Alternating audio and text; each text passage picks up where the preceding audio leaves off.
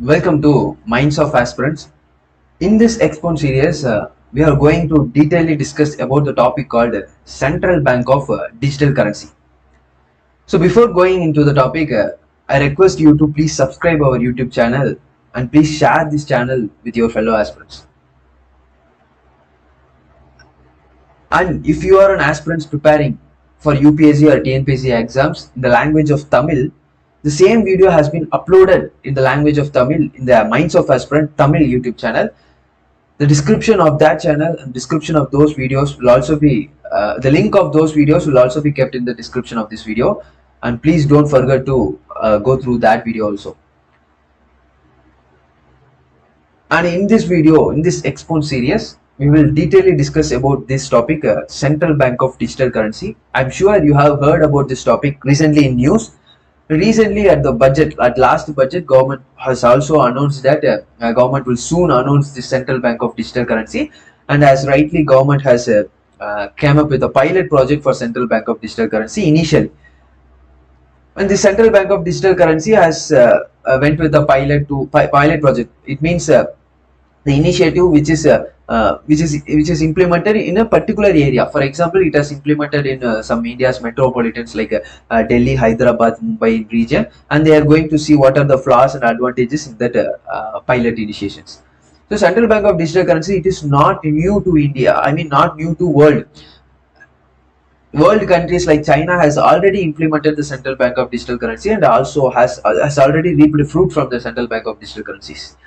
So in this video, we are going to detailedly discuss about the Central Bank of Digital Currencies, its implementations, what are the advantages, disadvantages, what are the main applications of Central Bank of Digital Currencies, and what are the concepts, backings, working of the Central Bank of Digital Currencies. Before going before going to discuss about the Central Bank of Digital Currency, I'm sure you have recently or in last 4 to 5 years, you have came across the word digital currencies often, and particularly bitcoins often. So at initially we will try to clear in the concept what is the difference between the Central Bank of Digital Currencies and those digital currencies like bitcoins. I mean those cryptocurrencies. What are the difference between the Central Bank of Digital Currencies and the cryptocurrencies? With that information, we will proceed further regarding the Central Bank of Digital Currencies.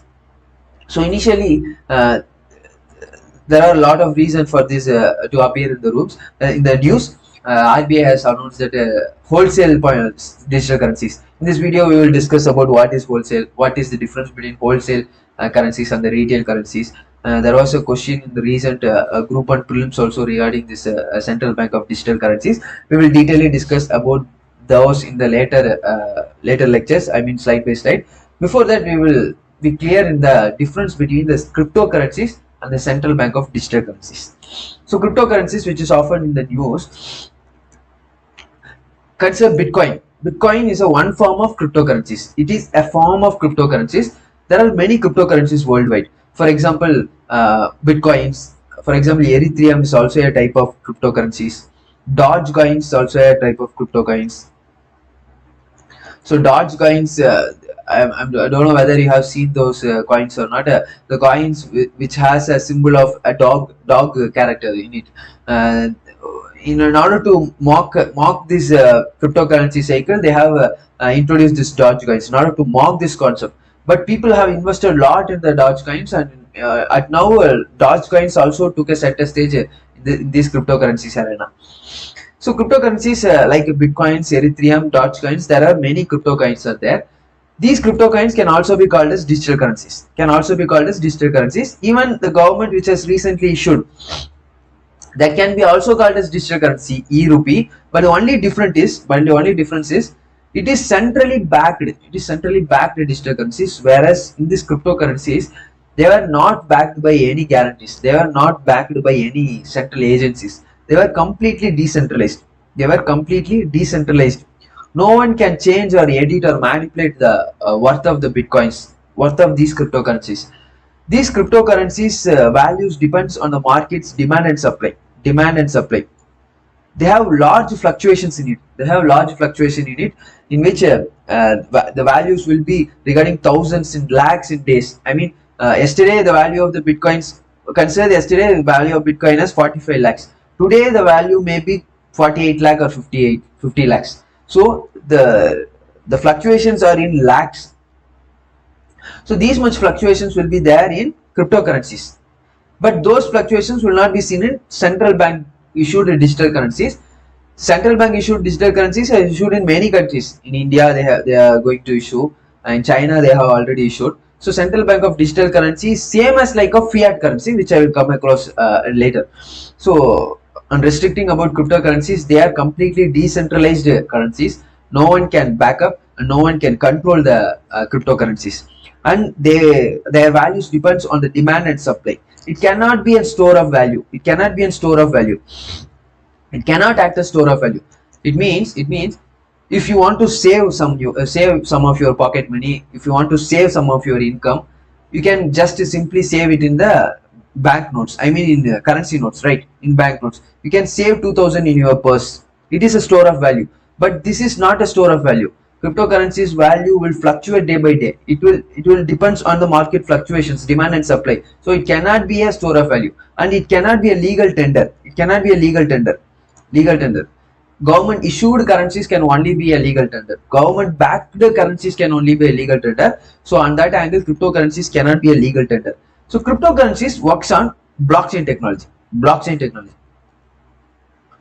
So blockchain technology is nothing but the information which is shared in blocks. It is decentralized. It cannot be controlled by anybody. That is nothing but the blockchain technology.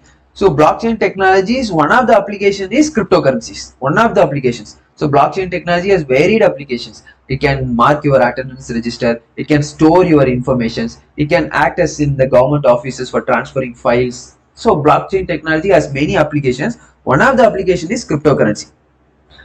So it's the same central bank of digital currency also works on the technology of blockchain. Also works on the blockchain technology. It doesn't mean that the blockchain cannot be controlled. Blockchain can be overlooked, but it cannot be controlled. It can be overlooked. What is the transactions done? So all the traces can be seen through the blockchain technology. But if any manipulations done in blockchain technology, it alerts everyone who are linked to the chain. So that is the basic concepts about the blockchain technology. So I repeat again for your understanding.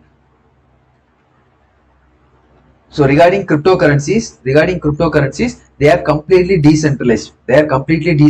No one can control. Consider cryptocurrencies. If while seeing about the cryptocurrencies, imagine about the examples like bitcoins and dogecoins. Those examples. So they are completely decentralized. It cannot act as a store of value. And it cannot be a legal tender. So these are the gist about the cryptocurrencies. On the contrary, central bank of digital currency are centralized currency. They act as a centralized currency. They are controlled by a central agency. For example, RBI in case of India. For example, Central Bank of China in case of China. So like that, it is centralized and it is controlled by an agency, and it can act as a store of value. Central Bank of digital currency comes with the denominations same as that of the fiat currency. 50 rupees, 100 rupees, 1000 rupees denominations. It will act as a store of value. And third one is, it can act as a legal tender. If government announces the central bank of digital currency to be a legal tender, then no one can deny this tender. No one can deny the digital currency. If any transaction has to be done, the legal tender should be accepted.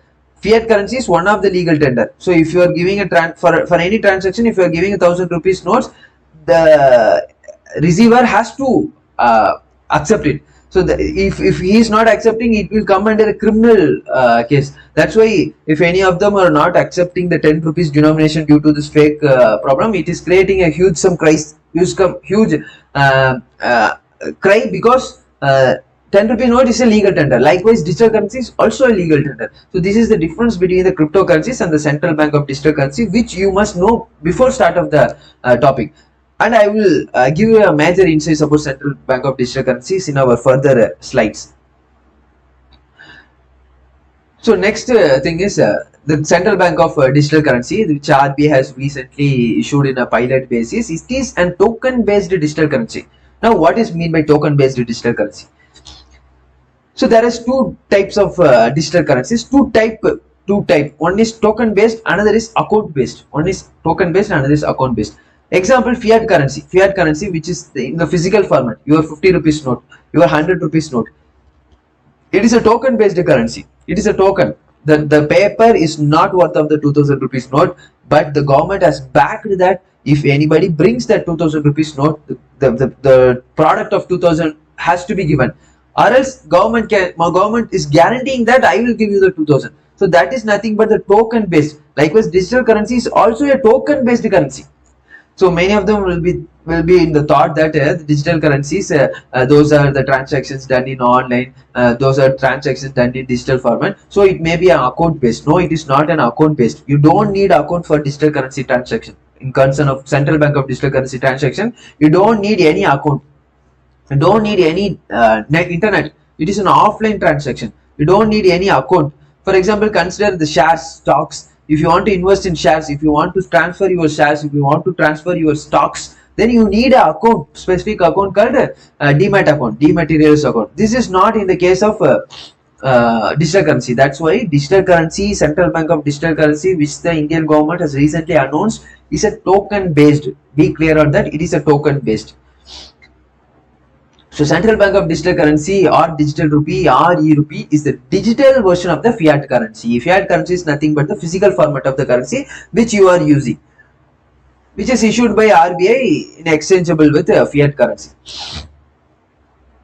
And the other thing is the currency can be accepted as a medium of payment. Yes, of course, the digital currency which the government is issuing can be accepted as a medium of payment, can act as a legal tender, and it is a safe store of value. The third important point is e-rupee would appear as a liability for the central bank. Of course, digital fiat currency is a liable for the RBI, right? So if any suddenly the 1000 rupees notes has government will say that during demonetization the 1000 rupees note will not be valued further. So RBI is liable. Government is liable to take that 1000 rupees note and give back the value, right? That same digital currency is on the liable part of the government. It will come in the balance sheet of the central bank. So many will have a doubt that digital currencies. So what? Central bank of digital currency. I will do a transaction same like the UPI transactions, right? So which the UPI transaction which I am doing now is same as compared to central bank of digital currency. This is the thought of some of them. Maybe it will be a thought of for you also. The same UPI transaction, the same central bank of digital currency. What is the difference between those two? So the main difference is on the customer point of view, on the retail point of view, it appears same UPI transaction, central bank of digital currencies, it will appear same on the customer point of view. But on the banker's point of view, on the intermediaries point of view, it is entirely different. It is entirely different. For example, first I will say what is the difference.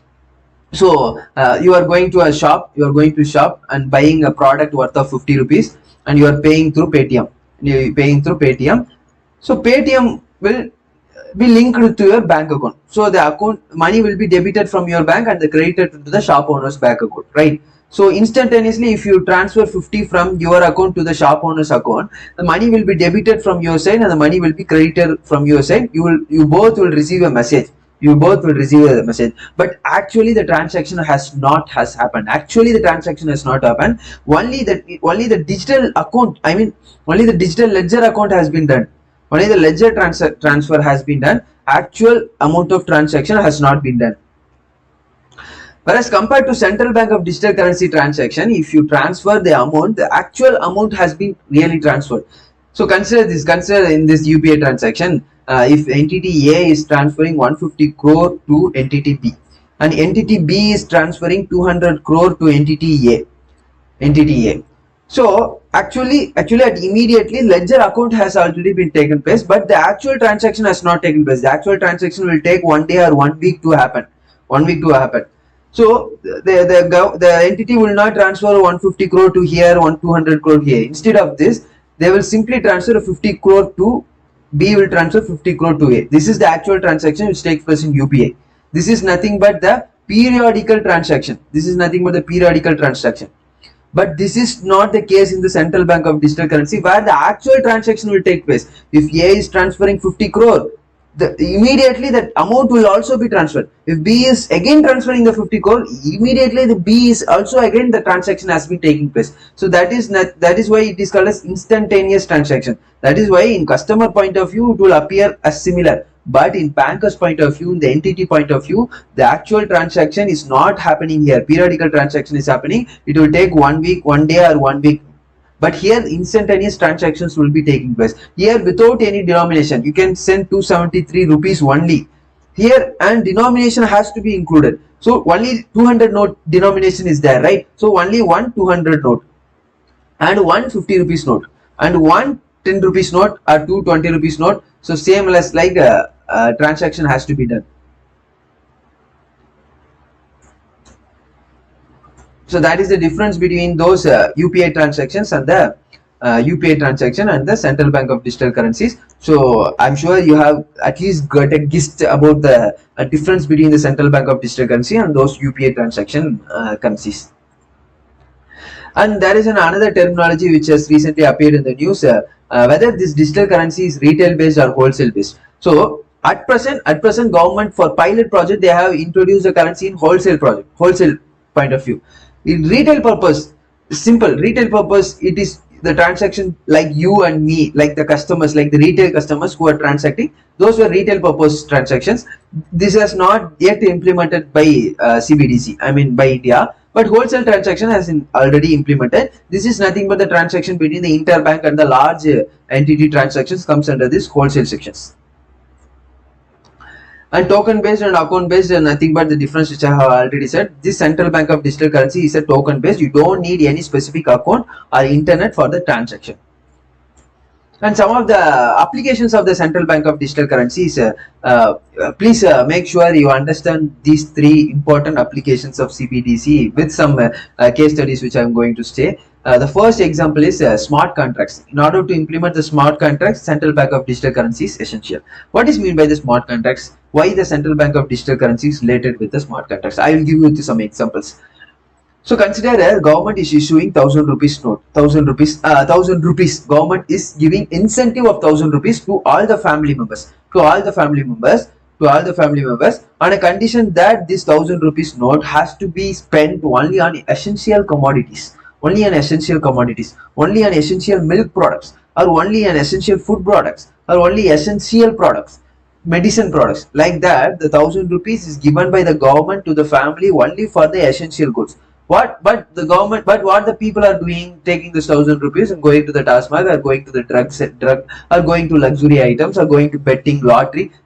So in order to curb this, this central bank of digital currencies applications can be taken, help can be taken. So by this smart contract, this 1000 rupees can be particularly earmarked to spend in the essential commodities. This can be done by this CBDC. So this is already a successful model in Finland. So in Finland, the refugee crisis were there. There are more refugees are there in Finland, and to give financial incentives to those refugees in order to avoid the other illicit transfer by the refugees. What the government has done, Finland government has issued a central bank of digital currency to those refugees in the format like they have issued a debit card, and they have given the money in the central bank of digital currencies to this debit card. So they can use this debit card for all the essential commodity transaction. If they go and buy rice in this debit card, they will get 30% subsidy, 30% discount. If they go and buy gas or petrol, they will get 5% or 10% subsidy for the first year. For the second year, they will get 20% discount. They will get 3% discount. For the third year, they will get 10% discount, right? Because they are need, right? Refugees are needed of that incentives. So these target incentives can be given by the smart contracts. So this is one of the example of central bank of digital currency. This can be made possible by the smart contracts. The second thing is financial inclusion can be attained in a much better fashion. For example, so consider our Northeast India, which has a very hilly, difficult terrains and isolated tribal people. Even now many of the rural people in India are without accounts, right? Without unbanking, without bank facilities. So all these limitations, even when it is a geographical limitation, or it is an unbanked citizen, or without internet facility, offline transaction can also be made. So this will give a more prosperous financial inclusion to our citizens. So this is one of the advantages and one of the applications of central bank of digital currency. And the third important, very important application is ability to pay remittances in a cost effective manner.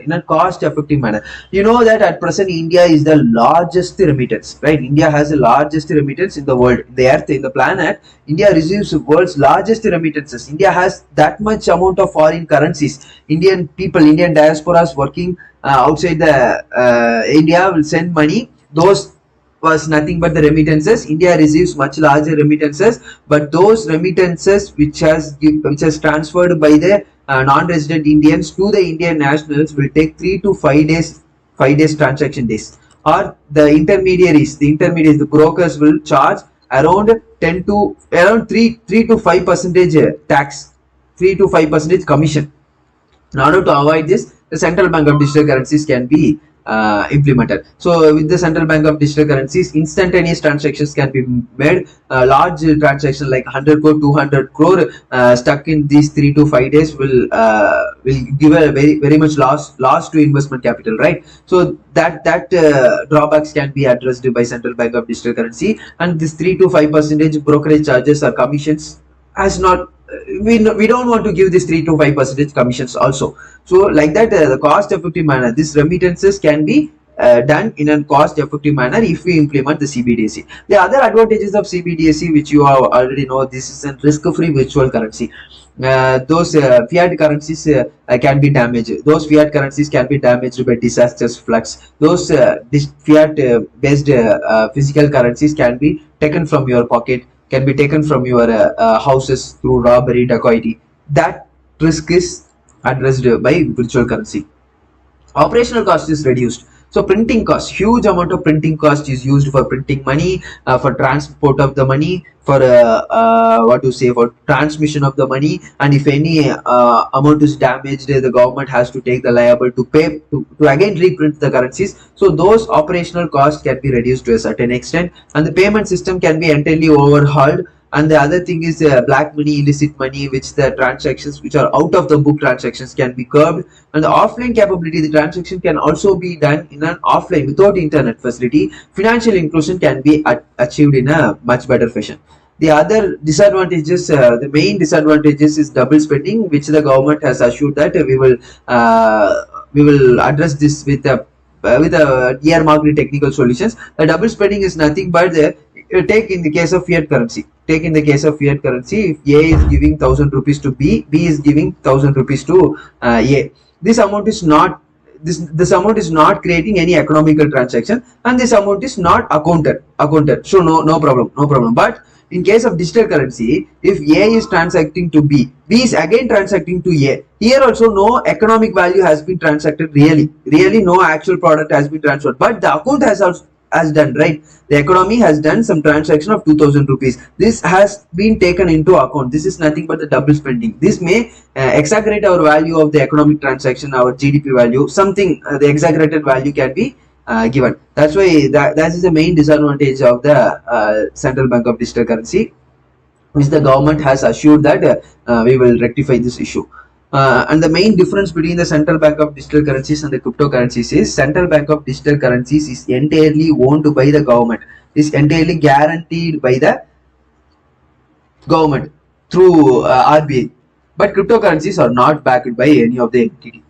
They are controlled by central bank and considered as a legal tender. They are not a legal tender, and they are not controlled by any of the government.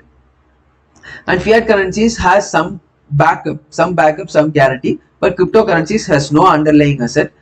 This is the basic difference between the central bank of digital currencies and the cryptocurrencies.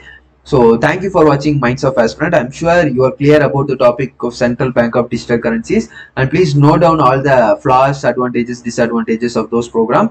And if you have any doubts regarding this video, you can comment. You can comment your doubts, and you can comment your reviews. The reviews are very much essential in order to improve our video content and quality of further videos. And thank you for watching Minds of Aspirant, and please share this video to your fellow aspirants or friends who are studying for UPSC